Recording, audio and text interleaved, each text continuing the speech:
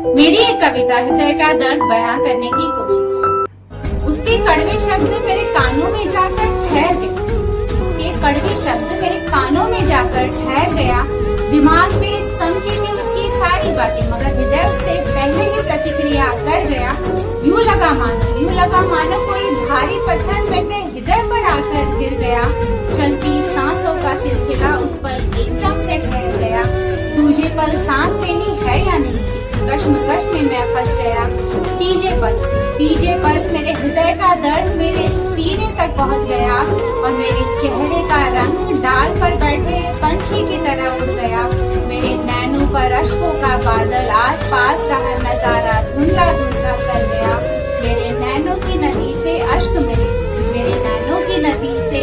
मेरे पहले बाढ़ का पानी बनकर और फिर टूटी मोती की माला बनकर बिखर गया। अब मैं अपने हृदय की तकलीफ संभालूं या अपने आंसू रुका लूं? अब मैं अपने हृदय की तकलीफ संभालूं या अपने बहते आंसू रुका लूं? या जो हुआ उसे बुरा सपना समझकर भुला दूं, या क्या करूं ऐसा जो सब कुछ पहले जैसा ठीक बना दूं? या खुद को मैं बदकिस्मत समझा लूं? या मेरे साथ ही ऐसा क्यों? या अपने विधाता से मैं ये सवाल उठा लूं? हृदय के धरातल पर सवालों का ढेरों बीच पनप गया। गिरी जमीन पर धम से जैसे कोई चमकीला तारा आसमान से गिर गया। गिरी जमीन पर धम से जैसे कोई चमकीला तारा आसमान से गिर गया। और उस पल मेरा इस दुनिया से सारा संपर्क नाता टूट गया। रोई, चीखी, चिल्लाई और फिर अचानक मूर्छा के सागर में मेरा तन मन डूब गया। Thank you so much. आप सब ने अपना कीमती वक्त देकर मेरी कविता को सुना। मुझे उम्मीद है मेरी कविता आप सभी को अच्छी लगी होगी, और अगर अच्छी लगी हो तो मेरे चैनल के नीचे एक सब्सक्राइब बटन है, उसे दबा लीजिए ताकि मेरा हर नया वीडियो आप तक आसानी से पहुंच सके और मैं आप सबके दिलों तक भी आसानी से पहुंच सकूं। इस कविता में मैंने हृदय का दर्द बयां करने की कोशिश की है। जब इस हृदय को बहुत तकलीफ पहुंचती है, जब कोई बहुत दर्द देता है हृदय को, तब हमारी स्थिति कैसी होती है, हमारी हालत कैसी होती है, तो उस पर मैंने ये कविता आप सभी को लिखकर सुनाई और इस उम्मीद के साथ कि आप सभी को अच्छी भी लगी होगी। और अगर अच्छी लगी हो तो कमेंट करके जरूर बताया करिए। अच्छा लगता है आप सभी के कमेंट पढ़कर, लाइक देखकर, मेरी भी हिम्मत बढ़ती है वीडियो बनाते रहने के लिए। और अगर हम ये शिव जी की बनी सृष्टि में ये सोच रहे हैं कि हमें कोई दुख नहीं देगा या हमारे हृदय को कोई तकलीफ नहीं पहुंचाएगा, तो ऐसा तो कभी होने से रहा।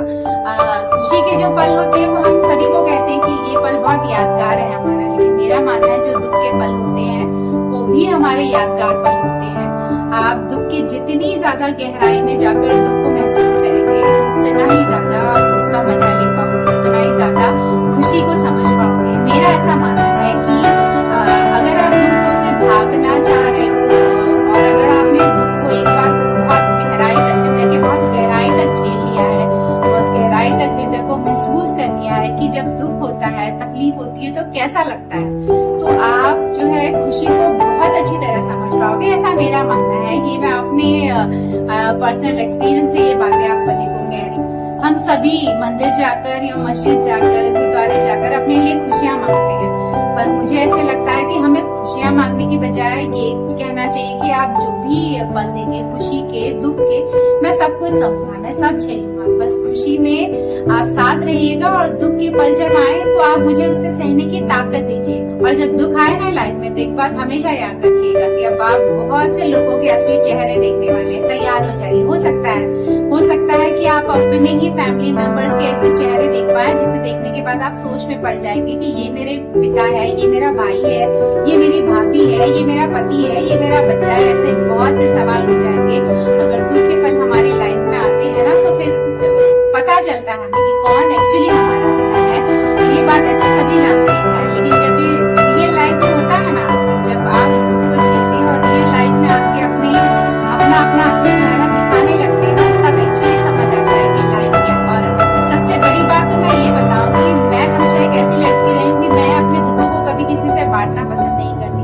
मैं झूठ बोल सकती हूँ, मैं झूठ मूठ में लोगों से कह सकती हूँ कि मैं बहुत खुश हूँ, क्योंकि मुझे लोगों को जलाना ज्यादा बेटर लगता है लोगों की सहानुभूति लेने की अपेक्षा। मुझे ऐसे लगता है लोग मेरी खुशी से जले, वो मुझे चलेगा, लेकिन मुझे किसी की सहानुभूति नहीं चाहिए। तो ये मेरी सोच हमेशा बचपन से रही है। तो मैं बहुत जल्दी किसी से अपने दुख को शेयर नहीं करती, क्योंकि मुझे पता है दुख जाना मरने के बाद जब आप किसी की दुख तकलीफ को जानते हो ना, तो उस पल आप उस दुख को समझोगे, लेकिन कुछ टाइम के बाद उस दुख का मजाक भी बनेगा, उस पर लोगों को हंसी भी आएगी, तो आपका ही तमाशा बनने वाला है। दुख को एक्चुअली कहते हैं ना, आप अपने ही अंदर रखिए, अपने ही हृदय में रखिए। मैंने भी अपनी लाइफ में बहुत सारे दुख देखे हैं। मेरी हालत ऐसी रही कि मैं अपने ही दुख को मैं अपने ही लोगों को नहीं बता पाई, और मैं उस लायक ही नहीं समझ पाई किसी को भी कि मैं अपने दुख किसी अपने ही लोगों से शेयर कर सकूं। और मैं सही थी, मुझे ऐसे लग रहा है कि मैं सही थी कि दुखों को कभी किसी को बताना नहीं चाहिए, कोई आपका इलाज नहीं करेगा। मुझे लगता है मैंने बचपन से लेकर बड़े होने तक बहुत सारी कड़वी बातें मेरे इस कानों में गई है। अब बहुत कुछ सुन लिया है लाइफ में, तो अब मैं बहुत अकेले रहने लगी हूँ। मुझे रिश्ते नातों पर भरोसा नहीं रह गया है, चाहे वो रिश्ता पिता का हो, चाहे वो भाई हो, भाभी हो, पति हो, बच्चा हो। अब मैं हर रिश्ते से बस एक रिश्ता जो मैं अपनी लाइफ में रखती हूँ, बहुत मायने रखती हूँ, और वो है मेरी माँ, जो मुझे लगता है मेरे दिल से बहुत कनेक्टेड है, मेरे दिल से बहुत जुड़ी हुई है। उसको तकलीफ होगी, मुझे दुख होगा, मुझे तकलीफ होती है तो उसको दुख होता ही है, होती ही है। ये बहुत प्योर बॉन्डिंग है हमारी, बहुत प्योर रिश्ता है। और बाकी सारे रिश्तों पर से मेरा भरोसा उठ चुका है। मैं लोगों पर अब भरोसा नहीं करती। अब मैं किसी के साथ बहुत ज्यादा अटैचमेंट नहीं रखती, मैं किसी के साथ बहुत ज्यादा लगाव नहीं रखती। मैं 2 घंटा किसी के साथ बैठी हूँ तो अब मैंने खुद को इस तरह ट्रेन कर दिया है कि किसी के साथ इमोशनल बॉन्डिंग नहीं रखनी है, क्योंकि अगर आप इमोशनली किसी के साथ बहुत ज्यादा अटैच होते हो तो फिर जितनी हृदय की गहराई तक, जितने दिल की गहराई तक आप उसके साथ रिश्ता रखोगे, उतनी गहराई तक चोट पाना आपको तय है, ऐसा मेरा मानना है। इसलिए मैं लोगों के साथ बहुत ज्यादा अटैच होने की कोशिश नहीं करती हूँ इमोशनली। ठीक है, बातें हैं, हंसी मजाक सब कुछ कर लेती हूँ, लेकिन बहुत ज्यादा इमोशनली किसी से अटैचमेंट नहीं रखनी है।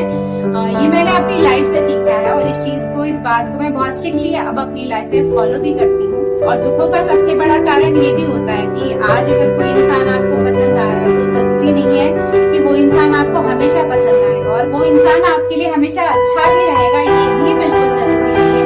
हम भी बदल रहे हैं, हमारी सोच ही बदल रही है, और वो इंसान भी बदल जाता है। इस परिवर्तन वाली लाइफ में, इस चेंजेस वाली लाइफ में हम क्या परमानेंट सोच रहे हैं कि टिका रहेगा हमारा रिश्ता, प्यार। तो ये मेरे अंदाज में मैंने हृदय का दर्द आप सभी के सामने बयान किया, और उम्मीद है कि आप सभी कमेंट करके अपने अंदाज में भी अपने हृदय का दर्द बयां कर मुझे बताएंगे। और चलती हूँ, एक और नए वीडियो में आप सबसे मेरी मुलाकात रहेगी। तब तक उसकी हर बात मानते रहिएगा। किस